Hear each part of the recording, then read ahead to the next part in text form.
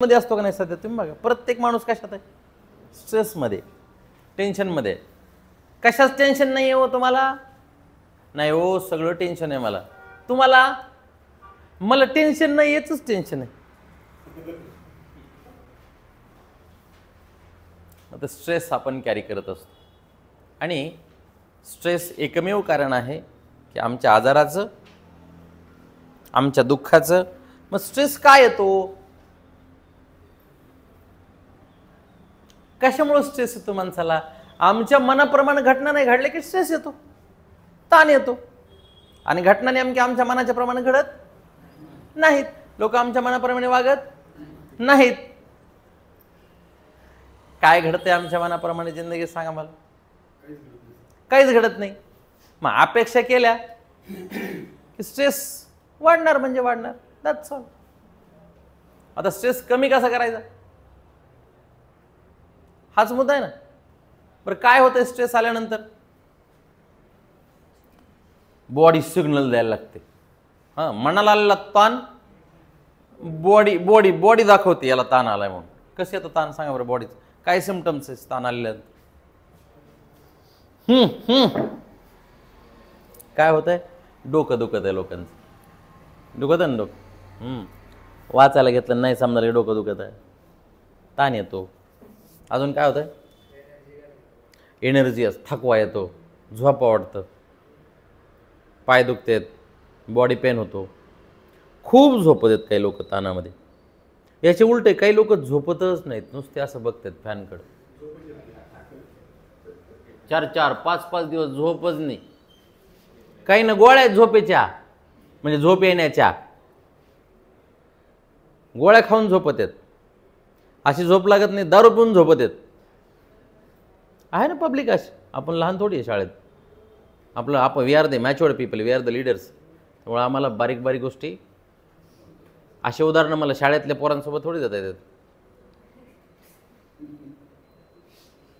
ठीक आहे नाही? We are the self decision maker people.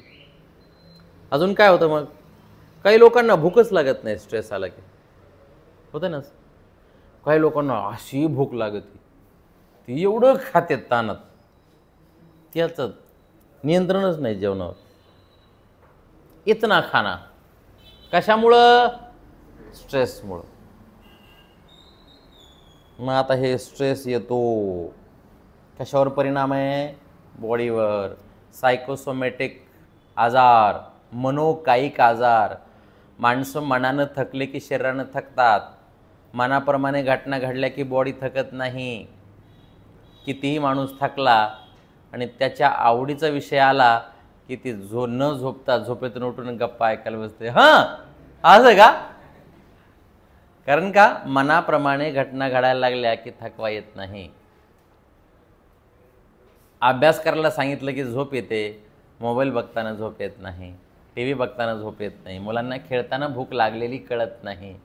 म्हणून आम्ही ज्या क्षेत्रात काम करतो ते क्षेत्र जर आम्हाला आवडायला लागलं तर आम्ही त्या क्षेत्रामध्ये कधीही थकत नाही. फक्त ते मजबुरीनं आमच्या बोकांडी ते टाकलेलं नसलं पाहिजे. असे स्ट्रेस आहेत. आता घालवायचा कसं स्ट्रेस? एवढ्याच्यावर बघू ना आपण. बाकी काय स्ट्रेस कसा असायचा पूर्वी? आता बघा कसं होतं स्ट्रेस. काही घटना अशा असतात की आम्हाला पळता येत नाही. काही घटना अशा असतात की आम्हाला फाईटच करावी लागते. तर पूर्वीच्या काळी काय असायचं माहिती आहे का? तुम्ही बघा आता स्ट्रेस कसा काम करतो तो. पूर्वीच्या काळी ना गुहा असायच्या. अशा बिल्डिंग नसायच्या ना. अगदी जेव्हा मानव जन्माला आला त्याच्यानंतर बिल्डिंग बांधायला त्याला हजारो वर्ष लागलेत ना, लाखो. पुन्हा अपार्टमेंट आली, सोसायटी स्थापन झाली, सोसायटीचा अध्यक्ष आला, याला लई वेळ लागला आहे. पण पूर्वी माणसं गुहेत राहायची. आणि गुहा कुठं असायच्या? तर कुठेही असायच्या, जंगलाने असायच्या. आणि मग गुहेमध्ये माणूस जेव्हा राहत होता तेव्हा त्या गुहेला खिडकी नव्हती. का असते? गुहा बघितली का? त्याला खिडकी नसायची, फॅन नाही, एक्झॉस्ट फॅन नाही. आणि गुहेला एक छोटंसं दार, ज्याला दरवाजा नाही. मग कल्पना करा की आपण आता गुहेत राहतोय, जंगलात राहतोय आपण सगळे, आणि मग गुहेमध्ये आपण जेवण करून गप्पा मारायला बसलो, आणि तेवढ्यात त्या गुहेमध्ये एका वाघाने एंट्री केली. आपण इकडं तिकडं बघितलं, आता निष्ठायला चान्स नाही. आता काय करणार आहेत आपण? म्हणणार आहेत का ये खा मला? काय करणार आहेत आम्ही फाईट करणार आहेत. हा फाईट रिस्पॉन्स आहे. बस जसं जमल तसं आम्ही त्या वाघासोबत प्रतिकार करणार आहेत. त्यानं कान खाल्ला तरी आम्ही कान झटकणार आहेत, हात खाल्ला तरी हात वळून घेणार आहेत, हातात काही नसलं तर काही वाघाला 2-4 बुक्या तरी हाणणार आहेत. कारण आता आम्हाला प्रयत्न करायचा की आता आम्हाला फाईट करायची त्या वाघासोबत. हा एक प्रसंग. मग 2-4 दिवसानंतर आम्ही सगळे जंगलात शिकारीला गेलो. शिकारीला जात असते, आता अन्नधान्य काही नाही बाहेर, आणि आपण शिकारीला गेलो. सगळे शिकार करून आले. कोणी इकडे गेलं TV सेंटरला गेलं शिकारीला, कोणी इकडे गेलं, कोणी या दिशेला गेलं, कोणी मुकुंदवाडीकडे गेलं, कोणी चिकलठाण्याकडे गेलं, कोणी बायपासकडे गेलं. सगळे शिकार करून आले सिडको बस स्टँडच्या ठिकाणी. वा वा वा वा वा, तुम्ही काय आणलं, तुम्ही काय आणलं? एक म्हणतं मी ससा आणलं, एक म्हणतं मी घोरपड आणली, एक म्हणतं मी मांजर आणलं, एक म्हणतं मी डुक्कर आणलं. असे काही बी शिकारी करायचे ना पोरं. मी शिकार करून आले. आता म्हणले शिकार आणले बघा, आता आपण काय करू? मस्त गुहेत जाऊन खाऊ. आणि मग आपण शिकार करून आल्यानंतर त्या गुहेच्या जवळ गेलो की आपल्यातला आदिनाथ गुहेत शिरायला लागला की म्हणला बाबो मध्ये वाघ बसलाय. आणि वाघ बसलेला बघितला आणि ते ओरडायला लागलं. आपण सगळे पळायला लागलो. आता आम्हाला फ्लाईट करायचंय, आता आम्हाला पळायचंय. आता आमच्यापैकी कोणीही गुहेत एंट्री करून वाघाला मारायची इच्छा दाखवत नाहीये. वाघ आरामात बसलेला आहे. आणि आम्ही पळायला सुरुवात केली. जिकडं जागा मिळेल आम्ही तिकडे पळायला लागलो. आता हे पूर्वेच्या काळातलं उदाहरण दिलं. मग आत्ता आलो मी 2025 मध्ये आलो. आता आपण गुहेत राहत नाहीयेत. आम्ही कुठं राहतो? बस RCC कन्स्ट्रक्शन झालेल्या बिल्डिंगमध्ये. आणि आता आम्ही जंगलातचा तर आमचा संबंधच नाही. लोकांनी असेही जंगल तोडून टाकले आहेत. आणि वाघ तर आम्हाला बघायलाच मिळत नाही. मग आता आम्हाला त्रास कशाचा आहे? तर काही असे वाघ आहेत की ज्या वाघासोबत आम्ही फाईट बी करू शकत नाहीत, आणि त्या वाघापासून आम्ही पळून पण जाऊ शकत नाहीत. असे कोणते वाघ आहेत? नंबर 1 स्पाऊस नावाचा वाघ आहे. पाऊस नाही, स्पाऊस, जोडीदार. ना जोडीदारासोबत फाईट करता यायला लागली, ना घर सोडून जावं लागायला लागलं. मग काय करायचं? तसंच दाबून ठेवायचं. खरंय का नाही? ना फ्लाईट ना फाईट. मग काय करायचं? करा झालो आम्ही फ्रीज झालो. फ्रीज लावला झेंडू बामन झोपायचं.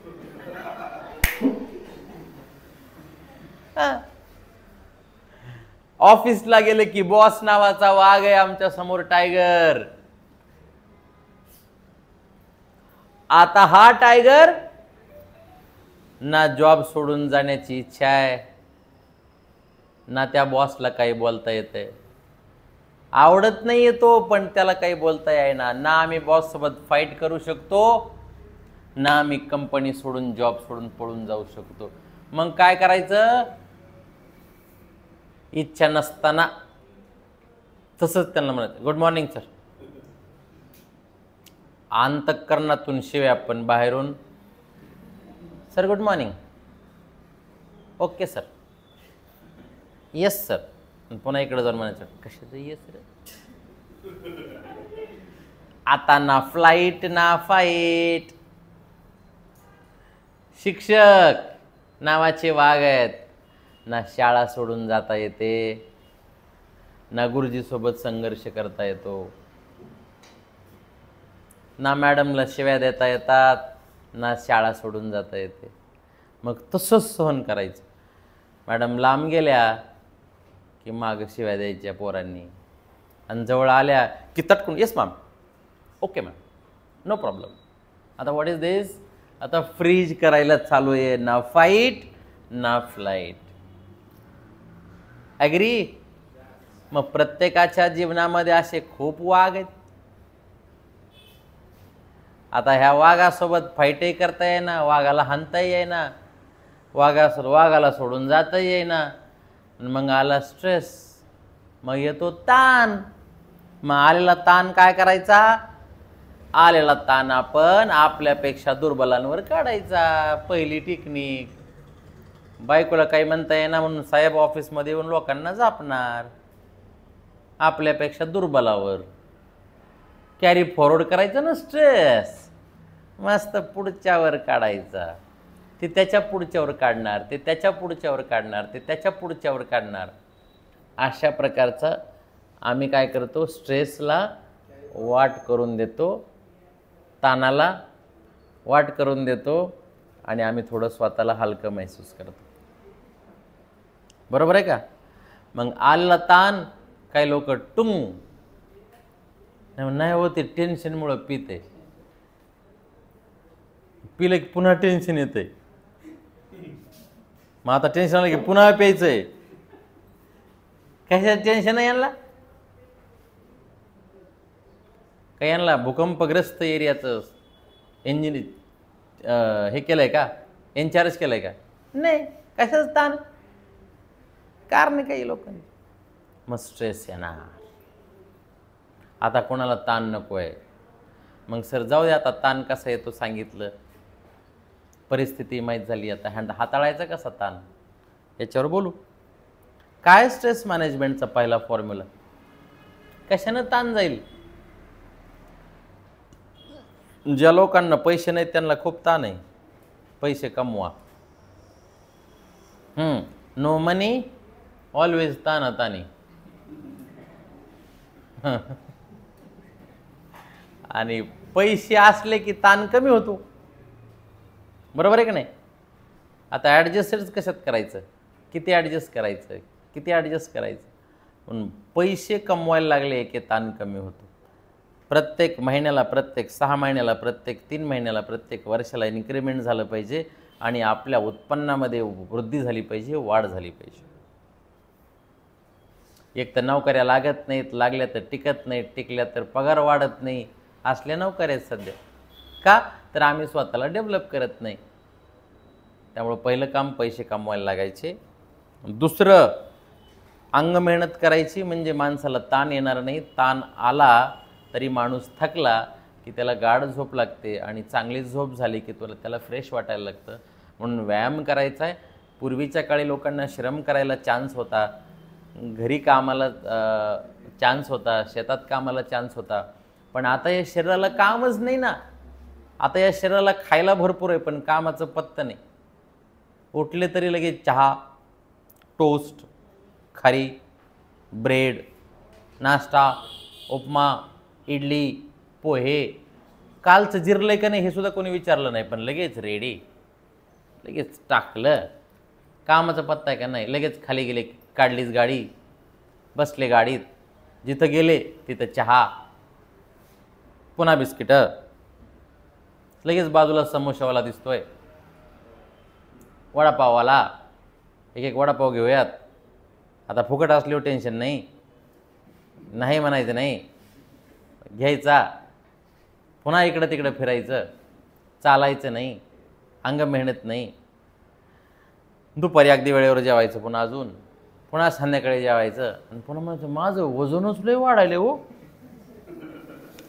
कसं वाढायला लागलं? हा ना, मला कळतच नाही कशानं वाढतंय वजन. वजन वाढतंय का? असं बाकीच्या प्राण्यांचे कसे वजन वाढणार? मानव सोडून सगळ्या प्राण्यांचा आहार तोच आहे जो 100 वर्षापूर्वी होता तोच. कुठली शेळी बर्गर खाती का? कुठली गाय पिझ्झा खाती का? पण आपण भाकरीवरून किती जंक फूडवर आलो, आम्ही किती खायला लागलो, किती तेल खायला लागलो, किती गोड खायला लागलो, काही त्याचा मेळ आहे का आमचा?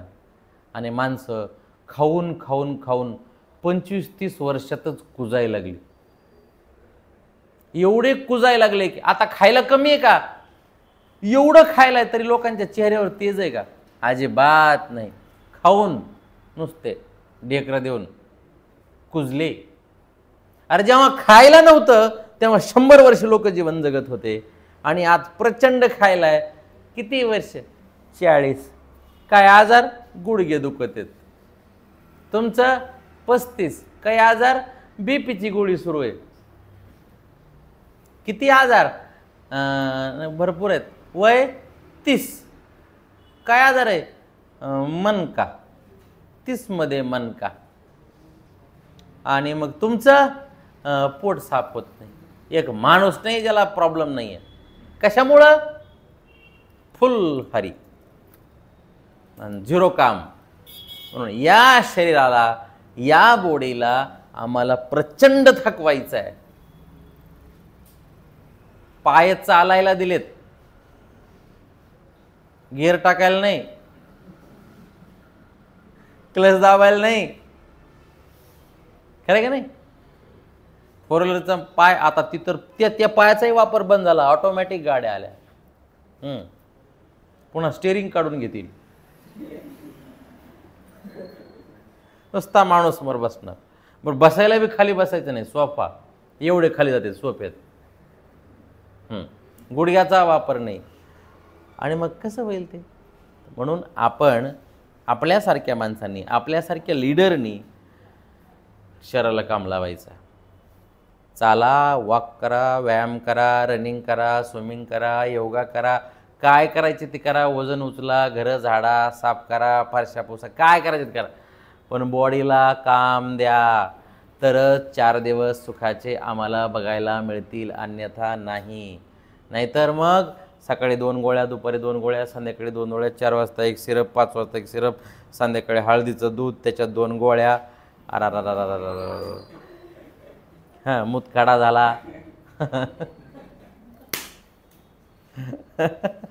पोट दुखायला लागलं, पोट साफ व्हायला गेलं, हाडांमधलं ग्रीस कमी झालं, रिप्लेसमेंट करायची. Knee replacement. गुडघात दुसरा बसवायचं, लाकडात बसवा, वरून तेल लावायचे त्याला. हे कशामुळे सगळं? विज्ञानाचा नियम आहे की ज्या अवयवाचा वापर होणार नाही ते अवयव हळूहळू नष्ट होणार. हाताचा वापर बंद झाला, हात 0 होणार. पायाचा वापर बंद झाला, पाय 0 होणार. मेंदूचा वापर बंद झाला, मेंदू 0 होणार. हळूहळू ते नष्ट होणार, त्याच्यावर जंग करणार. म्हणून स्ट्रेस मॅनेजमेंटचा हा रोल आहे. कराल का? कोण कोण रनिंग करते आपल्या क्लासमध्ये? Very good. मग जो माणूस व्यायाम करतो त्याला खाताना कसलाच पश्चाताप येत नाही. आणि जो व्यायाम करत नाही का त्याला खाताना पश्चाताप येतो. हा ना, इलाज नाही, आता काय करू. लगेच घ्या 2 गुलाबजामुन घ्या. खायला तर कमीच नाही. पेढे, पेढ्याचे मोदक. किती आहे? किती आहे? मग आपण एक काम करायचं. आपल्याला दीर्घायुष्य व्हायचं आहे ना. दीर्घायुष्य व्हायचं, पण निरोगी दीर्घायुष्य व्हायचं आहे ना. आम्हाला आयुष्य वाढवायचं आहे, पण मग निरोगी वाढवावं लागेल ना. का नी रिप्लेसमेंट करून वाढवायचं? नाही ना. स्पाईनची सर्जरी करून वाढवायचं आहे का? नाही वाढत. तर काय करणार? करायचं आहे काय? तर भूक लागल्याशिवाय खायचं नाही. भूक लागल्याशिवाय खायचं नाही. भूक लागली काही खा, त्याचं रक्त होणार. आणि भूक नसताना काही खा, ते आळस येणार. आम्लपित्त होणार, ॲसिडिटीच्या गोळ्या खाणार. खातात ना लोक ॲसिडिटीच्या. ॲसिडिटी झाली, खूपच ॲसिडिटी झाली. बरं 8 दिवस उपाशी. कशी ॲसिडिटी होती? ॲसिडिटीच होत नाही. हा दुसरा मुद्दा स्ट्रेस मॅनेजमेंटचा. तिसरा, जे आम्हाला आवडतंय असा एक तरी छंद जोपासायचा आहे. आवड, काहीतरी आवड असेल ना. का हॉबीज नाहीत काही? नाही. कुठे आहेत आपण? बेटावर आहेत का कुठं समुद्रात? कशीच तरी आवड असेल ना, छंद असेल ना. कोणाला गायनाचा असेल, क्रिकेटचा असेल, मूवी बघायचा असेल, पुस्तकं वाचायचं असेल, कसला तरी एक छंद असेल, तो छंद जोपासायचा आहे आम्हाला. आणि छंद जोपासले की स्ट्रेस येत नाही आणि आलेला आपोआप जातो.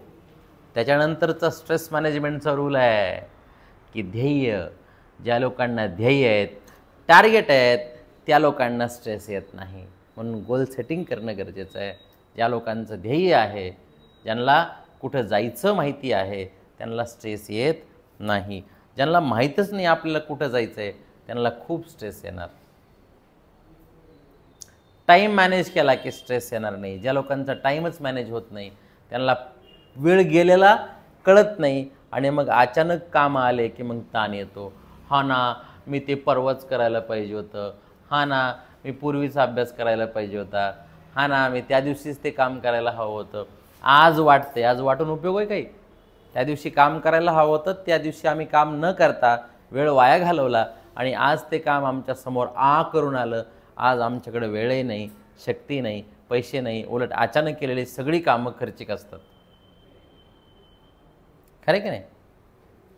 आणि त्याच्यानंतरचा पुढचा स्ट्रेस मॅनेजमेंटचा नियम आहे, तो नियम म्हणजे काय? अपेक्षा करायची नाही लोकांकडून. अपेक्षा केल्या की अपेक्षा भंगवत असतो.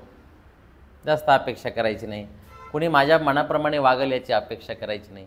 आपण कोणाला मदत केली, तो माणूस मला मदत करेल याचीही अपेक्षा नाही करायची. ज्या झाडाला आम्ही पाणी घालतोय ते झाड मला कधी भविष्यात फळ देईल याचीसुद्धा अपेक्षा करायची नाही. मस्तपैकी आपलं कर्तव्य करत राहायचं आणि फळाची अपेक्षा करायची नाही.